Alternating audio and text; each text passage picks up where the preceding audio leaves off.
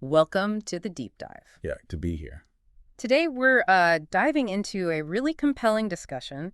It's from a YouTube podcast, Trump vindt ons geweldig, which translates to Trump thinks we're great. It's from the Hetland van Weerduke podcast on De Telegraph's channel. Right.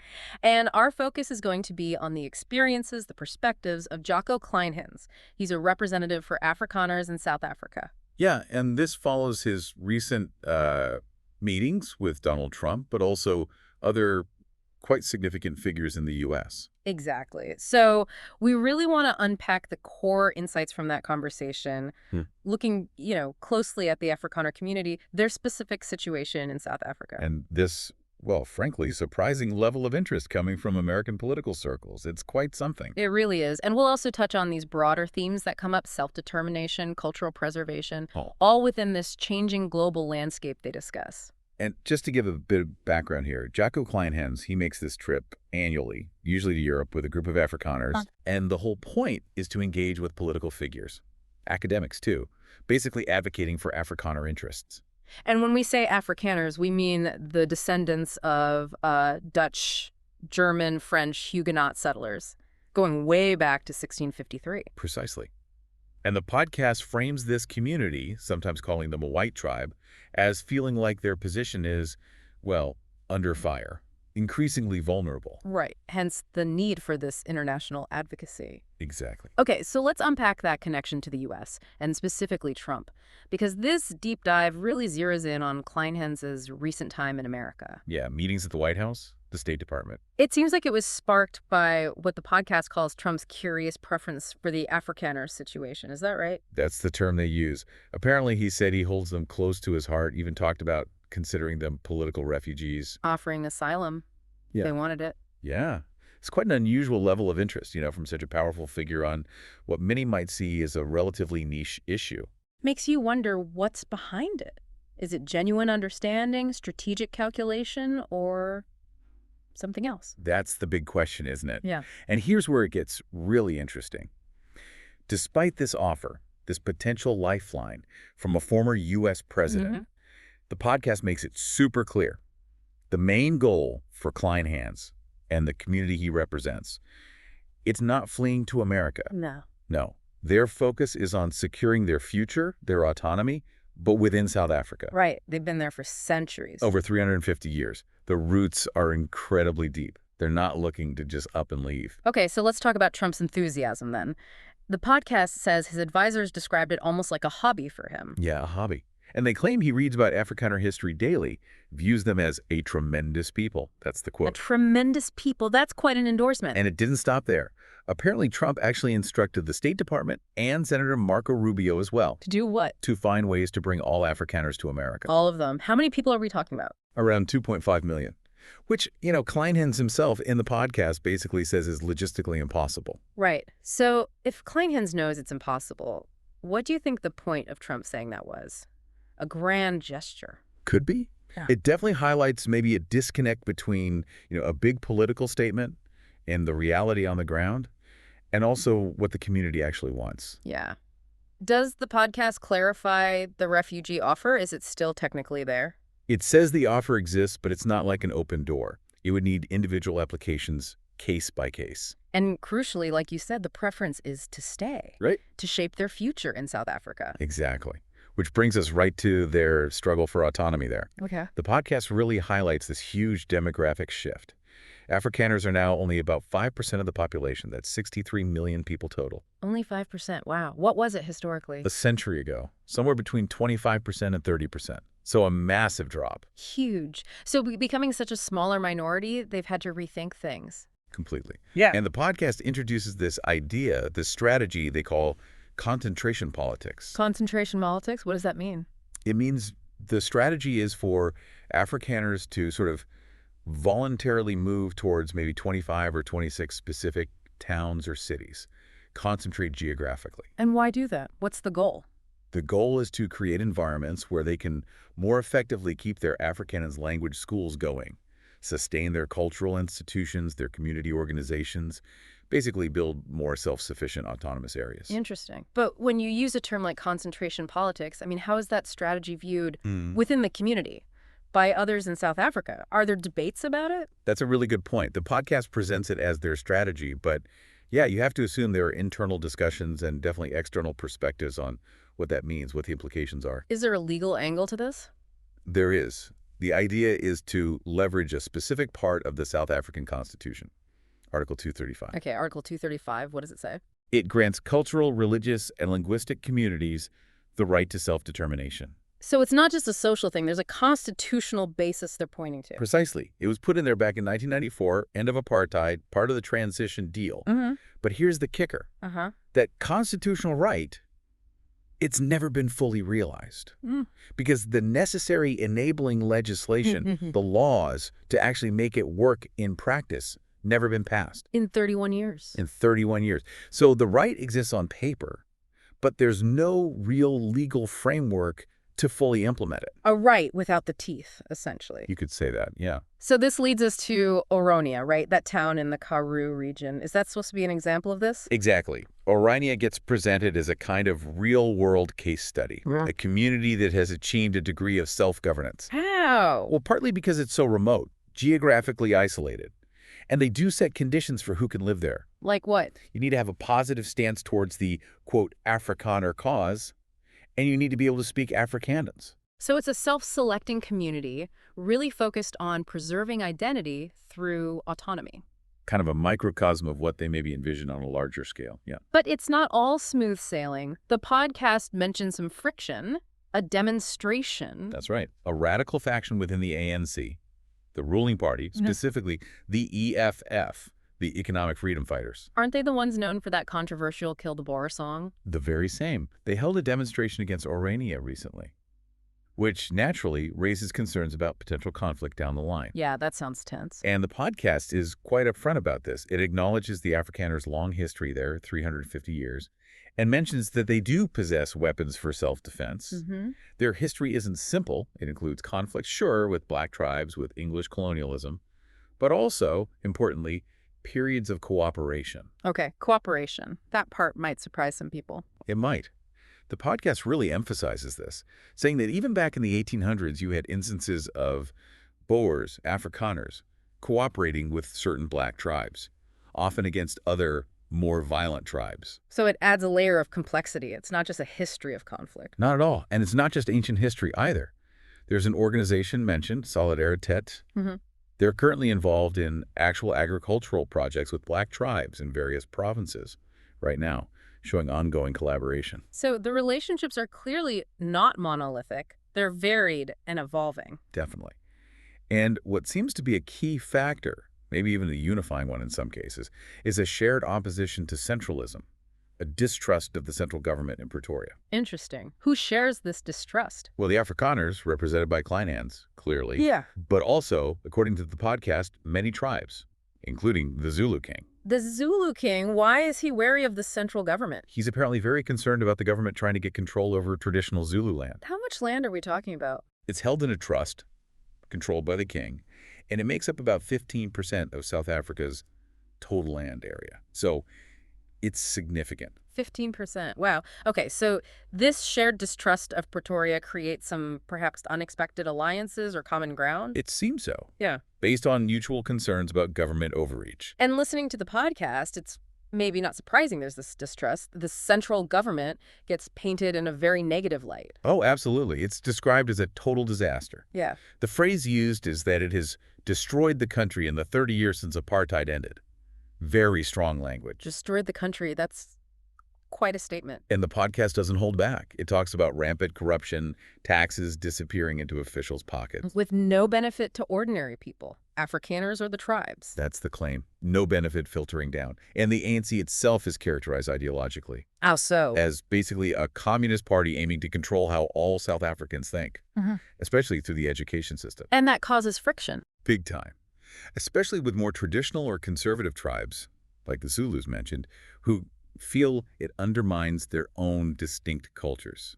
So it paints a picture of really significant internal tensions within South Africa, much more complex than maybe the usual narratives we hear. Absolutely. And the podcast itself touches on that this tendency we sometimes have to oversimplify global situations. South Africa, America, Russia, Ukraine, seeing them in black and white, missing the nuances, missing the different viewpoints on the ground. Which brings us back to Jocko Kleinhans and his American connections. It mentions he has a long history with the U.S., even worked on a presidential campaign. Yeah, George W. Bush's election campaign, apparently. And he's met Figures like Mike Huckabee. who's now the ambassador to Israel. That's right. And Huckabee's daughter, Sarah Huckabee Sanders, governor of Arkansas. Yeah. So yeah, he seems to have maintained these connections in U.S. political circles over time. And what's the significance of the Huckabee connection now? Well, according to the podcast, Mike Huckabee expressed a desire to actually strengthen the relationship between Israel and the Afrikaner community. Why? Is there a specific context for that? Yeah, it comes against the backdrop of currently quite strained relations between the official South African government and Israel. Oh, right. South Africa took Israel to the high court, didn't they? Exactly. Plus, the podcast mentions direct flights have stopped, fewer Israeli products are available in SA, and unfortunately a rise in anti-Jewish sentiment there. So, Huckabee seeing a potential link with the Afrikaners is interesting geopolitically. Another layer of complexity. So Kleinhans's recent U.S. visits, did they include going to any Trump events? Yeah, he attended a Trump rally and apparently found really strong support for Trump there. Okay. And this seems to lead into a broader discussion in the podcast about American perspectives, particularly on conflict. Right. It draws a contrast between the American mindset and what it calls post-WWII, Europe's maybe rejection of violence. How does it characterize the American view? As always, anticipating conflict, always preparing for the next one, always needing an enemy. An enemy. Who's the enemy now, according to this view? Primarily China. There's a note about a softening stance towards Russia among some U.S. conservatives who maybe see Russia as closer culturally, more Christian perhaps. But the main focus, the main perceived threat is China. And this anticipation of conflict, it shapes policy. That's the argument. The podcast suggests U.S. military strategy is shifting heavily towards the Pacific, preparing for potential conflict with China. And the Trump administration's foreign policy, how did that fit in? Described as strategically trying to isolate China, building relationships with rivals like India, trying to weaken the BRICS alliance. Brazil, Russia, India, China, South Africa, and it's expanded now too, right? Right. And in that context, South Africa, with its open economy and what the podcast describes as a corrupt government, is seen as a potential weak link, a soft target in this bigger strategy. So the interest in the Afrikaners, it could be partly seen through that geopolitical lens, a piece in a larger game. That's certainly the implication. It provides a potential strategic context for why figures in the U.S. might suddenly be paying attention to this specific group in South Africa. Okay, the conversation in the Source podcast then seems to shift towards Europe. Yeah, European perspectives, the challenges the continent is facing. How does it start?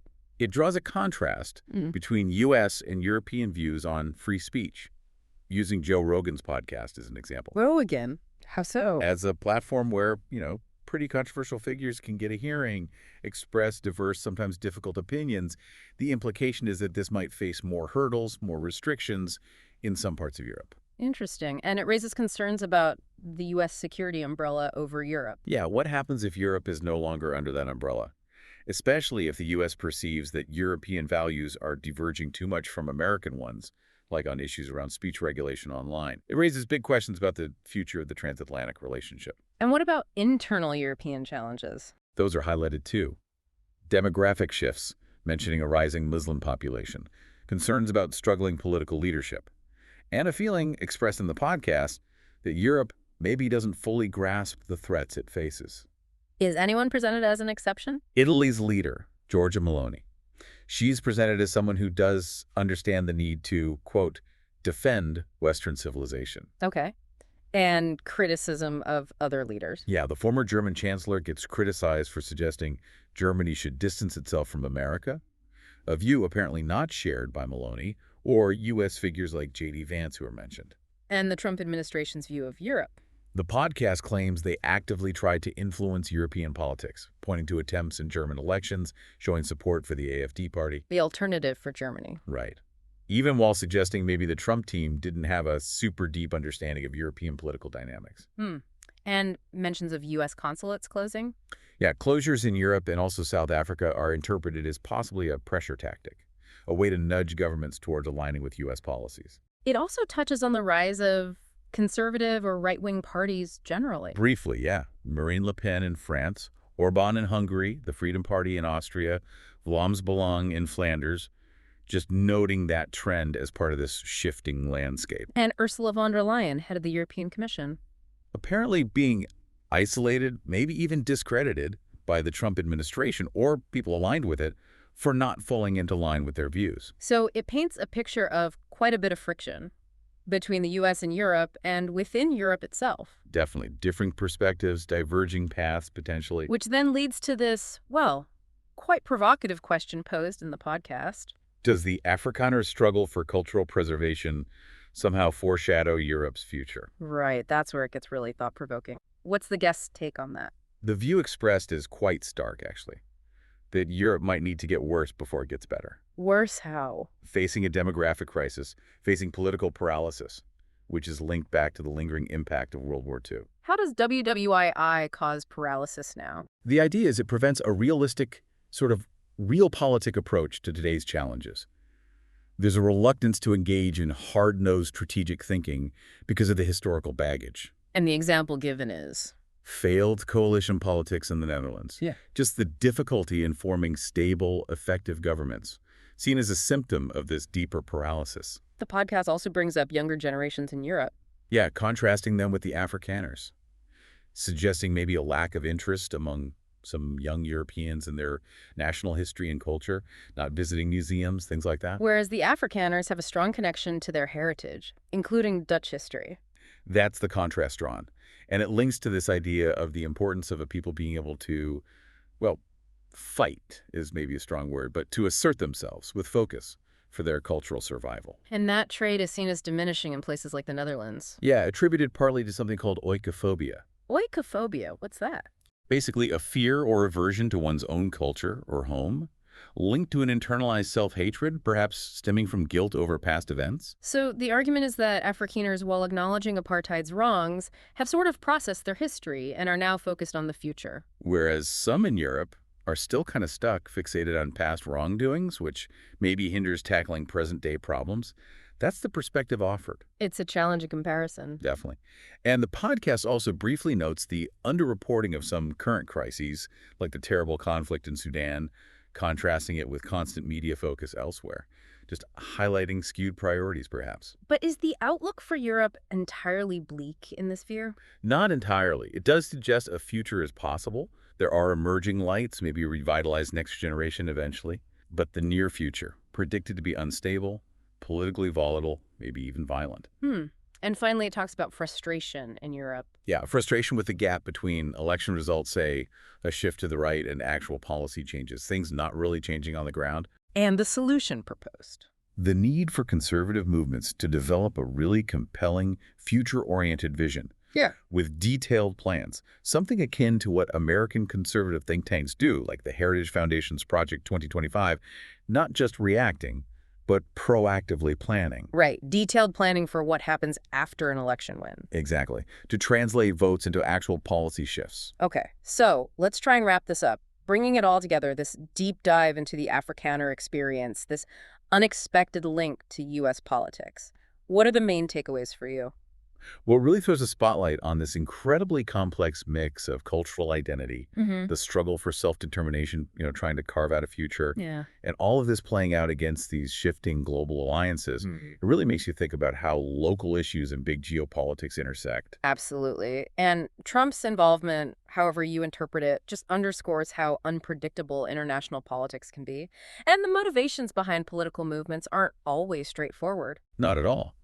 And the parallels drawn, whether you agree with them fully or not, between the Afrikaners trying to preserve their language and culture and the challenges Europe is facing, it definitely gives you a different lens, a thought-provoking angle on identity today. It really does. And some of those specific details really stick with you, don't they? For sure. Trump apparently reading Afrikaner history daily. That's quite a picture. Or the Zulu king worrying about control over that vast ancestral land. These aren't things you hear about every day. They show the unique, often overlooked parts of the story. And that point about media consumption. Yeah. The idea that conservative America might be tuning out mainstream news. It's a fascinating snapshot of just how fragmented our information world has become. Definitely. So maybe a final thought for you, the listener, to chew on. Yeah. Considering this long history of Afrikaner resilience, Right. navigating this really complex environment for centuries, and their focus now on building a future within South Africa, not primarily looking for an exit. Are there lessons there? Could other minority groups, maybe even nations facing their own big challenges, draw any insights from that approach? That's a great question.